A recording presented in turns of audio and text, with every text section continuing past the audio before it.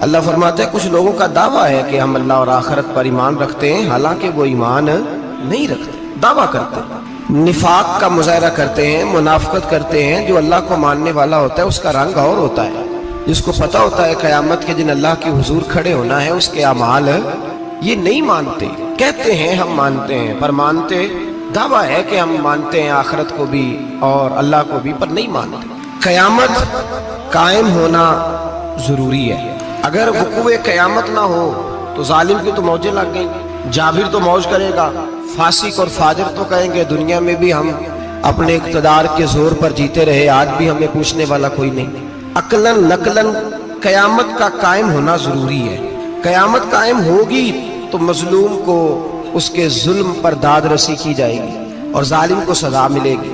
ایک آدمی ساری زندگی دنیا کے اندر لوٹ مار کرتا رہا، دھوکہ فریب فراڈ کرتا رہا، اس کی راتیں شراب و کباب میں گزر گئیں، وہ مرے اور بات ختم ہو گئی، ٹھیک ہے موج کر کے چلا گیا۔ ایک آدمی ساری زندگی اس نے اللہ تبارک و تعالیٰ کی رضا کے لیے اپنی نظر کی حفاظت کی، زبان کی حفاظت کی، یہاں تک کہ دل کی بھی حفاظت کی، وہ بھی مرے تو معاملہ ختم ہو گیا۔ اس طرح تو پھر سرکش کا کچھ بنے گا ہی نہیں، نظام زندگی ساری اس کی سوچ ختم ہو کے رہ جائے گی اگر قیامت قائم نہیں ہوتی۔ قیامت کا قائم ہونا حق ہے، اس لیے قرآن مجید نے ایک جگہ پہ نہیں 20 جگہ پہ یہ بیان فرمایا ہے کہ قیامت ضرور قائم ہے، قیامت، اور وہ قائم ہو کر اپنے سارے لوازمات سمیت قائم ہوگی۔ میرے نبی پاک صلی اللہ علیہ وسلم نے فرمایا مظلوم کو حق ملے گا، ظالم کو سزا ملے گی۔ جابر اس دن اللہ کی بارگاہ میں رسوا کیے جائیں گے، جن پر جبر کرتے رہے انہیں اللہ کے حضور سے عطا کیا جائے گا۔ قیامت کا وقوع ہونا ضروری ہے، اور قیامت تو جب قائم ہوگی تب ہوگی۔ دنیا میں بھی ایسا ہوتا ہے، ظلم کا انجام ٹھیک نہیں ہوتا، جبر کا انجام، جھوٹ کی زندگی لمبی نہیں ہوتی، دھوکے فریب فراڈ ملمہ سازی، ان چیزوں کی عمریں اللہ نے تھوڑی رکھی ہیں۔ وقتی طور پر ظالم کو، دھوکے باز کو، جابر کو جو مہلت ملتی ہے وہ سمجھتا ہے میری سیاست کام کر رہی ہے، وہ سمجھتا ہے میں بڑا دانا ہوں، بڑا چالاک ہوں، دیکھ لو اتنے ظلم کے، جبر کے، دھوکے کے باوجود بنا ہوا ہوں۔ حالانکہ اللہ کی طرف سے اسے مہلت ملتی ہے اور بڑا ہی مہربان ہے۔ مہلت اس طرح دیتا ہے کہ میرے نبی پاک علیہ السلام نے فرمایا جب میرا مسلمان نیکی کرتا ہے تو اللہ فرشتوں سے فرماتا ہے 70 گناہ بڑھا کے لکھ لو اس کی نیکی، 70 گناہ، اور جب گناہ کرتا ہے تو اللہ فرماتا ہے ٹھہر جاؤ ابھی لکھنا نہ، اسے ٹائم دو۔ یا اللہ کتنا؟ فرمایا 24 گھنٹے تو دو، ہو سکتا ہے توبہ کر لے، یہ اس کی مہربانی ہے۔ اب وہ جو اللہ نے مہلت دی ہے نا کہ شاید توبہ کر لے، لوگ سمجھتے ہیں میری چالاکی کی وجہ سے نظام سیٹ چل رہا ہے، میں بڑا تیز ہوں، 2 4 5 باتیں بولتا ہوں سب صحیح ہو جاتا ہے۔ لوگ اس کو اپنی دانائی سمجھ لیتے ہیں، حالانکہ وہ اللہ کی طرف سے۔ فرعون نے کئی 100 سال حکومت کی اور اس طرح اس نے ظلم کیے کہ لاکھوں اور ہزاروں بچے قتل ہی کرا دیے، 12,000 عورتوں کے پیٹ میں حمل تھا اس نے ضائع کرا دیا۔ جب حضرت موسیٰ علیہ السلام اپنی قوم کو لے کے نکلے، رستے میں دریا آ گیا، فرعون پیچھے لگا ہوا تھا، وَإِذْ فَرَقْنَا بِكُمُ الْبَحْرَ فَأَنْجَيْنَاكُمْ، اللہ فرماتے تمہارے لیے میں نے دریا کو پھاڑا اور تمہیں نجات دے دی، وَأَغْرَقْنَا آلَ فِرْعَوْنَ، اور فرعون کو غرق کر دیا، وَأَنْتُمْ تَنْظُرُونَ، تم کھڑے دیکھ رہے تھے۔ اب جب حضرت موسیٰ دریا کے کنارے پہنچے تو فرعون بھی پیچھے آیا۔ فرعون لوگوں سے کہا کرتا تھا کہ میں کہتا ہوں تو دریا چلتا ہے، میں کہتا ہوں تو ہوائیں آتی ہیں، میرے حکم کے پابند ہے سارے۔ جاگ رہے نا آپ حضرات، غور فرمائیے گا بات پر۔ دعویٰ تھا اس کا کہ میں کہتا ہوں تو نظام زندگی چلتا ہے۔ اب جب دریا کے کنارے پہنچی حضرت موسیٰ علیہ السلام تو اللہ نے حکم دیا کہ آپ عصا ماریں۔ جناب موسیٰ نے عصا مارا، 12 رستے بن گئے۔ اب حضرت موسیٰ کی قوم گزر رہی تھی تو فرعون سے پوچھنے لگے کہ تو کہتا تھا میرے حکم سے چلتا ہے، تو وہ تو حضرت موسیٰ نے ڈنڈا مارا ہے تو رستہ بن گیا ہے۔ باز نہیں آتا انسان باز بننے بڑے ہیں، اس کے پاس بڑی دلیلیں ہیں، جھوٹ سچ بول کے اپنے آپ کو مطمئن کرتا ہے، آخر دم تک تبدیل ہونے کو تیار نہیں ہوتا، دلیلیں گھڑتا رہتا ہے، بناتا رہتا ہے، شور کرتا ہے جان بوجھ کے۔ بھئی تو کہتا تھا میرے چلانے سے چلتا ہے، تو باز ابھی بھی نہیں آیا، کہنے لگا میں نے ہی حکم دیا ہے کہ ذرا پھٹ جا، مجھے یہ زندہ چاہیے۔ باز رسی جل گئی، بال، کہنے لگا میں نے ہی کہا ہے دریا کو کہ یہ مجھے زندہ چاہیے، میرے بھاگے ہوئے ہیں تو اس لیے پھٹا ہے، تو آؤ میرے ساتھ دریا کراس کرے۔ تو پتہ تو ان کو بھی تھا نا جتنا تو رب بنا ہوا ہے، پتہ تو تھا، سارے جانتے تھے۔ کہنے لگے تو پہلے کراس کر، اگر تو بچ گیا تو ہم بھی پیچھے آتے ہیں۔ اب چاروں ناچار، ایک روایت تو یہ ہے کہ یہ جب خدائی کا دعویٰ کرتا تھا نا تخت پہ بیٹھا ہوتا تھا تو ایک دن حضرت جبریل آئے اس کے پاس انسانی شکل میں، تو کہنے لگے میں بڑی دور سے آیا ہوں تو ایک مسئلہ پوچھنا تھا، کہا پوچھو۔ کہنے لگے ایک غلام تھا کسی بادشاہ کا، تو بادشاہ نے اسے تھوڑی دیر کے لیے ایک علاقے کی سربراہی دے دی۔ کتنی دیر کے لیے؟ کتنی دیر کے لیے ہمیں سربراہیاں ملتی ہیں؟ کیوں جی؟ تھوڑی دیر کے لیے ملتی ہے نا، تھوڑی دیر کے لیے سربراہی دے دی ایک غلام کو۔ ذرا بات کو سمجھیے، حضرت جبریل پوچھتے ہیں، کہتے ہیں سربراہی مل گئی، اب وہ مالک ہی بن کے بیٹھ گیا ہے، وہ بات ہی نہیں سنتا، اس کو تھوڑی دیر کے لیے بنایا تھا، وہ تو خدائی کا دعویٰ کرنے لگا ہے، آپ بتائیں اس کا انجام کیا ہونا چاہیے؟ یہ مسئلہ پوچھنے آیا ہوں۔ تو فرعون کہنے لگا اس کا انجام یہ ہے کہ اسے پانی میں گوتے دے دے کے مار دے۔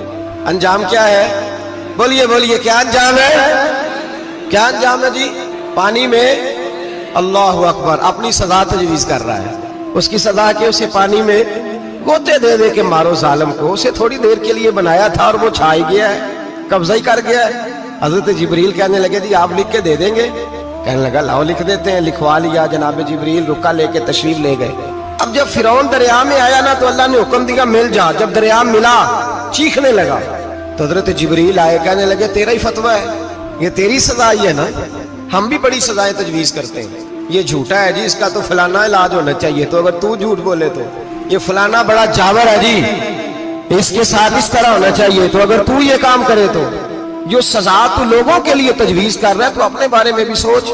اب جب گوتے آئے نا آخری وقت دیکھا وہ فرعون جو کہتا تھا میری مرضی سے دریا چلتا ہے، علامہ صاوی نے تفسیر صاوی میں لکھا ہے تڑپ کے رونے لگا۔ جب یہ مزاج ہے، ایک دفعہ اوپر آتا ہے آدمی جب دریا میں جاتا ہے، اوپر آیا تو چیخنے او میرے حواریو خدا کا واسطہ مجھے بچاؤ۔ کہنے لگے تو کہتا تھا میری مرضی سے چلتا ہے، بے بسی ہے، تڑپتا ہے، روتا ہے، وارث شاہ مان کری نہ وارثہ دا، رب بے وارثہ کر کے مار دائی، تڑپ رہا ہے، چلا رہا ہے، کوئی مدد کو نہیں پہنچتا۔ اب جب آخری گھوتا آیا تو کہنے لگا آمنا برب موسیٰ و ہارون، میں موسیٰ کے رب کو بھی مان گیا، ہارون کے رب کو بھی۔ اللہ نے فرمایا نہیں اب تیرا ماننا قابل قبول ہے، اس وقت ماننا تھا جب تجھے مہلت دی تھی، جب تو جوان تھا۔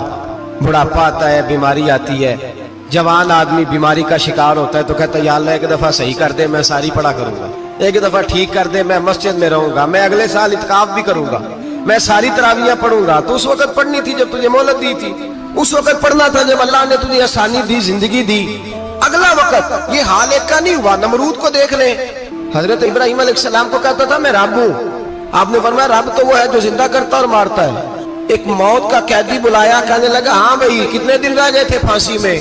کہنے لگا جی پرسوں ہونی تھی، کہا جا تجھے آزاد کیا، لو میں بھی زندگی دیتا ہوں۔ ایک بے گناہ آدمی کو پکڑ کے قتل کر دیا، کہتا میں بھی مارتا ہوں۔ حضرت ابراہیم علیہ السلام کہنے لگے تو بیوقوفوں جیسی دلیلیں دے رہا ہے، چل اس طرح کر میرا رب سورج مشرق سے نکالتا ہے، تو اگر رب ہے تو مغرب سے نکال کے دکھا۔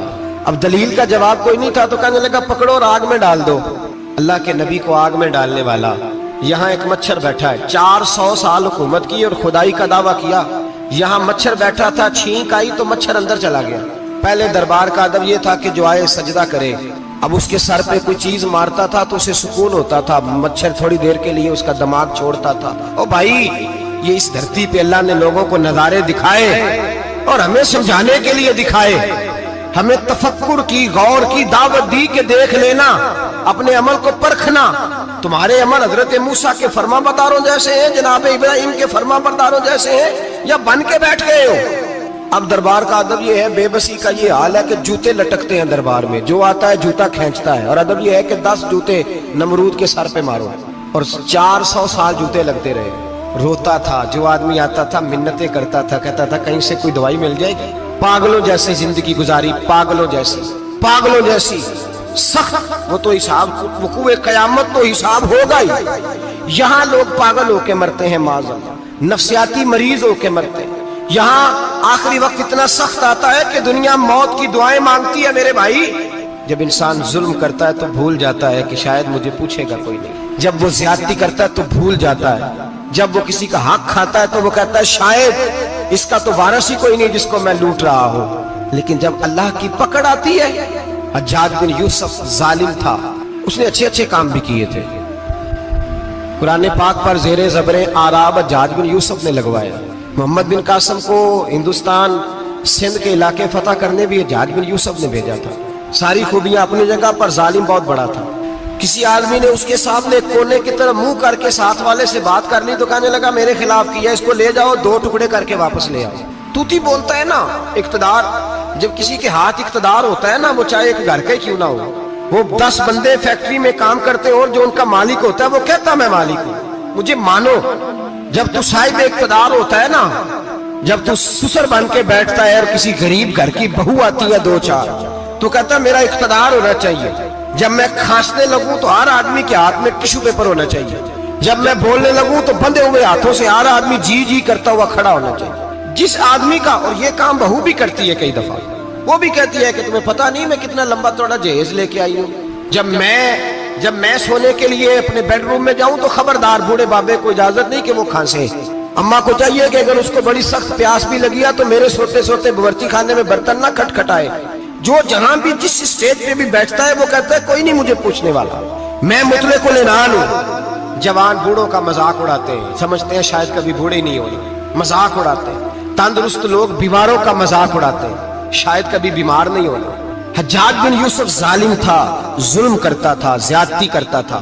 حضرت سعید بن جبیر ایک تابعی بزرگ تھے، اتنے بڑے بزرگ تھے کہ ساری رات نماز پڑھتے تھے، سارا سال روزہ رکھتے تھے. ایک دن انہوں نے منبر پہ بیٹھ کے کہا کہ حجاج ظلم سے باز آ جائے ورنہ اللہ کی لاٹھی بڑی بے آواز ہے. اللہ کی لاٹھی، اس کا کیا مطلب ہوتا ہے؟ اس کا مطلب ہے جب رب کی لاٹھی چلتی ہے تو اس کی آواز، جی اس کا پہلے کوئی پیغام، وہ پہلے اعلان نہیں کرتا کہ تگڑے ہو جاؤ لاٹھی چلنے لگی ہے. لاٹھی چلتی ہے پر اس کی آواز، سمجھ آ رہی ہے میری بات کی؟ جمعۃ الوداع کے لیے تشریف لانے والے احباب خاص غور فرمائیے گا. حجاج بن یوسف کو پتا چلا کہ حضرت سعید بن جبیر نے میرے خلاف بات کی، بلا لیا. کہنے لگا تو نے میرے خلاف بات کی ہے؟ فرمانے لگے کی ہے. کہنے لگا تجھے پتا ہے میں قتل کر دوں گا؟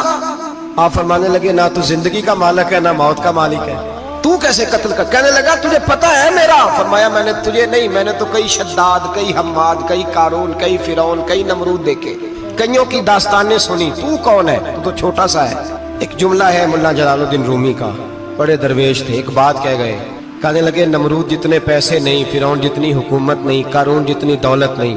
ورنہ فرمانے لگے میرے زمانے میں بھی کئی لوگوں کا خدا بننے کو دل کرتا ہے، کئی لوگوں کا دل کرتا ہے، لیکن نمرود جتنے پیسے، فرعون جتنی طاقت اور قارون جتنی دولت نہیں. ورنہ ہو سکتا ہے لوگ دعویٰ کر جائیں معاذ اللہ ثم معاذ اللہ. یہ آج سے کئی 100 سال پہلے وہ کہہ رہے ہیں، آج تو حالات بڑے ابتر ہیں، اس کی نسبت خطرناک. فرمانے لگے حضرت سعید بن جبیر تو زندگی موت کا مالک نہیں. کہنے لگا پکڑو، قتل کرو اسے، لے جاؤ. جب پکڑ کر کھینچ کر لے جا رہے تھے نا تو حضرت سعید بن جبیر مسکرانے لگے. اب ظالم کے سامنے مسکرائے تو اس کو بڑا غصہ آیا، یہ میرا مذاق اڑاتا ہے. بلا لیا، ادھر آؤ، کیوں مسکرا رہے ہو، کیا ہوا؟ تو حضرت سعید بن جبیر کہنے لگے میں مسکرا رہا ہوں تیری بیوقوفی پر اور اپنے اللہ کی دی ہوئی ڈھیل پر. میں مسکرا رہا ہوں کہ یا اللہ کیا بات ہے، کیا تیرا شان ہے، کیسے لوگوں کو ڈھیل دی ہوئی ہے. میں مسکرا رہا ہوں تیری بیوقوفی پر کہ تو سمجھتا ہے شاید مجھے پوچھنے والا کوئی نہیں. کہنے لگا اس کو باہر نہ لے جاؤ، میرے سامنے قتل کرو. ٹھیک ہے جی. قتل کرنے لگے تو حضرت سعید بن جبیر نے منہ کعبے کی جانب کر لیا. انی وجہت وجہی للذی فطر السماوات والارض حنیفا وما انا من المشرکین. جب آپ نے یہ آیتیں پڑھی نا کہ میں نے منہ کر لیا ہے اپنے رب کی جانب، کرو مجھے قتل. کہنے لگا نہیں نہیں، اس کا منہ پھیرو، کعبے کی طرف ہو کے قتل نہ ہو. ہے ظالم پر پاگل ہو گیا ہے. حضرت سعید بن جبیر کے حوصلے نے شکست دے دی، ناکام ہو گیا، مخبوط الحواس ہو. کہنے لگا اس کا منہ پھیر دو. جب کعبے سے پھیرا تو آپ فرمانے لگے للہ المشرق والمغرب فانما تولى فثم وجه اللہ. اللہ فرماتا ہے تو مشرق اور مغرب سارا ہی اللہ کا ہے، جدھر بھی منہ کرو گے ادھر اللہ ہی اللہ ہے، جدھر بھی منہ کرو گے ادھر اللہ ہی اللہ ہے چاروں جانب. پھیر دے جدھر منہ پھیرنا ہے، تو نے پھیر دیا منہ. حضرت سعید بن جبیر کے گلے پہ خنجر رکھا تو آپ نے ہاتھ اٹھائے. کہنے لگے اے اللہ میرے بعد اسے کسی اور پر مسلط نہ کرنا، میرے بعد کسی اور پر مسلط نہ، بس میں آخری ہوں. جب آپ ذبح ہوئے تو اتنا خون نکلا، اتنا خون نکلا کہ لوگ کہتے ہیں جتنا اونٹ کے وجود سے نکلتا. تر ہو گیا سارا اس کا دربار. ایک سمجھدار آدمی کو بلا کے کہنے لگا اتنا خون میں نے پہلے کبھی، میں نے بڑے بندے قتل کرائے ہیں پر اتنا خون نہیں نکلا. تو وہ کہنے لگے لوگ مر جاتے، مرتے وقت ڈر جاتے ہیں، سہم جاتے ہیں، خون سکڑ جاتا ہے. لگتا ہے یہ شخص جب دنیا سے گیا ہے تو ڈٹ کے گیا ہے، یہ ڈٹ کے گیا ہے دنیا سے. हज्जाज बिन यूसुफ रात को सोया तो तड़प के उठा। क्या हुआ? घर वाले कहने लगे क्या हुआ? कहने लगे सईद बिन जुबैर ख्वाब में आए और कहते हैं उठ, मुझे बता तूने मुझे क्यों कत्ल किया, बता बता क्यों मारा। अगली रात फिर सोया तो वही ख्वाब, फिर सोया तो वही। गुनाह नफ्सियाती मरीज बना देता है, जुल्म तुझे मखबूतुल हवास कर देता है। जब तू ज्यादती करता है तो अल्लाह फरमाते हैं कि तू अल्लाह को भूलता है, अल्लाह तुझे अपना आप भुला देता है। फिर तू भूल जाता है, फिर तू सीधे रास्ते पे चलता है पर भटक जाता है, फिर तू सही रास्तों का तायुन करके भी गुमराह होता है, फिर तू रोज वही गाड़ी चलाता है पर अब जब तू ब्रेक लगाता है तो नहीं लगती। जब गुनाहों के साथ तू मखबूतुल हवास होता है, तू रोज वो कारोबार करता है, लेकिन जब तेरे गुनाह तुझे घेर लेते हैं फिर उसी कारोबार में तू नुकसान उठाता है। हज्जाज बिन यूसुफ तड़पता है, रोता है, यहां तक के बीमार हो गया। पेट में दर्द होती है, पता नहीं क्या हुआ, तकलीफ होती है, पता नहीं। सारे हकीम, तबीब, डॉक्टर कोई ना समझ सका कि बीमारी क्या है। जो बीमारियां खुदाई होती हैं उनका लोगों को पता, जो आजमाइशें रब की जानिब से होती हैं वो डॉक्टरों के हत्थे नहीं चढ़ती। जो तकलीफें अल्लाह देता है उनका हकीम तबीब इलाज नहीं कर पाते, मुश्किल। और शिफा उसी वक्त होती है जब अल्लाह देना चाहे, और जब रब भी देना ना चाहे तो बड़े बड़े डॉक्टर कहते हैं कि हमारे बस की बात नहीं रही। बगदाद से हकीम आए, पेट देखा, कहने लगे ना तेरे मिद्दे में कोई दिक्कत है, ना तेरे जिगर में, ना किसी और जगह, माजरा क्या है? एक आखिरी इलाज है, आखिरी। वो क्या? गोश्त का छोटा सा टुकड़ा धागे के साथ बांध के मुंह में डाला और फिर एक बारीक सा तिनका लेके उसको अंदर डालने लगे गले में। वो गोश्त का टुकड़ा जब हलक के अंदर उतर गया, उस हकीम ने वापस खींचा तो कैसे ऐसी बदबू आई जैसी कभी सूंघी न थी। जानवर, कीड़े मकोड़े लगे हुए बाहर निकले और जब देखा तो जितने महल में लोग बैठे थे चिल्लाते हुए निकल गए कि ये क्या मुसीबतें हैं। हकीम भी उठ के दौड़ने लगा। कहा तुझे क्या हुआ? कहने लगे हज्जाज तेरी बीमारी जमीनी नहीं, तेरी मुसीबत जमीनी नहीं। कहा मेरी मर्ज तक तुम क्यों नहीं पहुंच पा रहे? तो कहने लगे लगता है तू बद्दुआ का मरीज है, लगता है तू जुल्म का मरीज है, तू जबर का मरीज है। तड़पता रहा, सिसकता रहा। एक वक्त वो भी आया कि घर वालों ने कमरे में बंद करके ताला लगा दिया, दीवार से टक्करे मारता। ओ भाई, जो गुनाहों के बीमार होते हैं उन्हें शिफा नहीं होती, जो जुल्म, जबर, बर्बरियत के बीमार होते हैं उन्हें सुकून कल्बी मुयस्सर नहीं आता। दवाइयां उन बीमारियों की बनी हुई हैं जो बीमारियां जमीनी हैं, जो बीमारियां खुराक की बदपरहेजी से होती हैं, जो गुनाहों की बदपरहेजी से होती हैं। उनकी बीमारियां, उनकी शिफा तौबा है, उनकी शिफा रुजू इल्लाह है, उनकी तौबा अल्लाह से माफी मांगने से शिफा होती है। हज्जाज जब मरने लगा तो बुलाया, ये रंग भी जरा मुलाहिजा कीजिएगा, 2-4 करीबियों को बुलाया। पता होता है ना अपने करतूतों का आदमी को, पता सारा है सरदार मुकीतियां, जब पता होता है सारा। बुला के कहने लगा जब मैं मर जाऊं तो मुझे रात को दफन करना। क्यों भाई, औरत है? कहने लगा नहीं, रात को दफनाना। ठीक है, रात को दफना देंगे। फिर कहने लगा जब सुबह हो जाए तो सुबह होने से पहले पहले मेरी कब्र जमीन के बराबर कर देना, निशान मिटा देना। का वजह तू कलमा पढ़ता है, हुजूर का हुक्म है कि कब्र कम अज कम एक बालिश, एक गेट ऊंची होनी चाहिए जमीन से कम अज कम, तो तू तेरी कब्र मिटा दे। वजह पता होता है अपने जुल्मों का। कहने लगा मुझे पता है लोग मेरे मरने के बाद मेरी कब्र भी नहीं छोड़ेंगे। दुनिया में तो मेरे जबर की वजह से कोई आ ना सका, लेकिन मेरी कब्र भी लोग जनाजों में बातें शुरू कर देते हैं। जनाजों में मैंने ऐसी भी दास्तानें सुनी है कि कोई मरा तो लोग जूतों का हार कब्र पे डाला है। नहीं भाई, तू जब जिंदा था तो तेरे जबर जुल्म की वजह से नहीं को बोल सका। एक तो है कयामत में हिसाब होगा, यहाँ दुनिया में हिसाब होने लगता है। इतनी लंबी जुबानें लोगों की लटक कर मरते वक्त बाहर निकल आती हैं। दुआ करें, जुमा है, अल्लाह ताला ईमान की मौत अता फरमाए। दुआ फरमाए रब ताला, अल्लाह तबारक व ताला तौबा करके जाने की तौफीक अता फरमाए। जागे जागे और सुने और दुआ करे, ए अल्लाह तू हमें जुल्म से वैसे ही महफूज फरमा। अगर हम ज्यादती करने लगे तो अल्लाह हमें उससे मना फरमा, हमें उससे तू ये तौफीक दे कि हम बाहर आ जाए उस गुनाह से। मेरे भाई, एक तो दुनिया में सजा है, फिर कयामत की सजा है, और वो ज्यादा सख्त है, वो ज्यादा सख्त है। हम लोगों ने ना हीले बहाने बड़े बनाए हुए हैं। बैंक के साथ कारोबार करने वाला कहता है नहीं नहीं मजबूरन लिया है, मजबूरन। मर रहा था तू, आखिरी लम्हों पे था तो जायज है, जायज है। उस वक्त जब तुझे खाने को लुकमा न लगे तो हराम खाना भी जायज है। क्या दिक्कत थी? क्यों अल्लाह रसूल के मुकाबले में खड़ा हुआ तू? क्यों सूद का धंधा किया? क्या तकलीफ थी? क्या कहां तू उलझ गया था? ہم जानबूझ के अपने लिए जहन्नम इकट्ठी करते हैं, फिर कहते हैं सुकून नहीं जिंदगी में। कहां सुकून आएगा, कैसे आएगा? हमने खुद आग लगाई है चमन में अपने। जो कयामत की सजा है, मेरे नबी पाक अलैहिस्सलाम ने फरमाया रब तुम्हें सामने खड़ा करेगा। और किस तरह खड़ा करेगा? फरमाया लोगों के वजूद से कपड़े उतर जाएंगे, जमीन इस तरह दहकेगी जिस तरह तांबा जमीन पे रखा जाए और आग जलाई जाए। तांबा देखा है आप लोगों ने? ये भी गर्मी गुजरी है ना, तो फर्श पर जब सूरज पड़ता था तो नंगे पांव चला नहीं जाता था। सही कह रहा हूं? नंगे पांव, बच्चे का पैर जमीन पे लगता है तो चीख उठते हैं, कहते हैं ओ जल गया पैर। हालांकि ये फर्श दुनिया के, और अगर तांबे के अंदर खासियत है कि अगर कोई धात जल्दी और ज्यादा गर्म होती है तो वो तांबा है। मेरे नबी ने मिसाल दी तो उसकी दी जो सख्त था, फरमाया तांबे की तरह जमीन तपाई जाएगी और फिर नंगे पांव रब तुम्हें खड़ा करेगा। आज सूरज की पुश्त तुम्हारी जानिब है, कयामत में मुंह तुम्हारी जानिब होगा। नेजा आपने देखा होगा, नेजा होता था। फरमाया ये जो तुम नेजे देखते हो सिर्फ सवा नेजे के बराबर सूरज करीब आ जाएगा और फिर अल्लाह तुम्हें सामने खड़ा करके तुमसे सवाल जवाब करेगा। और हुजूर ने कह दिया है तो अब किसी नात खां के कहने से बात बदल सकती, किसी पीर के कहने से जुमला बदल सकता, किसी खतीब के कहने से फिक्र न करना वो सामने जन्नत पड़ी है, अब बात बदल सकती। खुदा की रहमत पर भरोसा रखना जरूरी है, नबी पाक की शफाअत की उम्मीद रखना।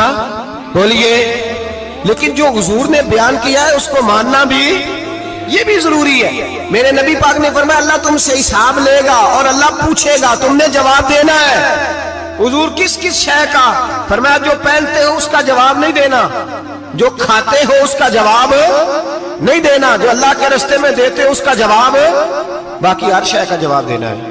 ओ उधर जो प्लाट है उसका भी जवाब देना है, और जो जी वो जो बच्चों को पैसे बताए उनका भी जवाब देना है, जो छुपाए हैं उनका भी।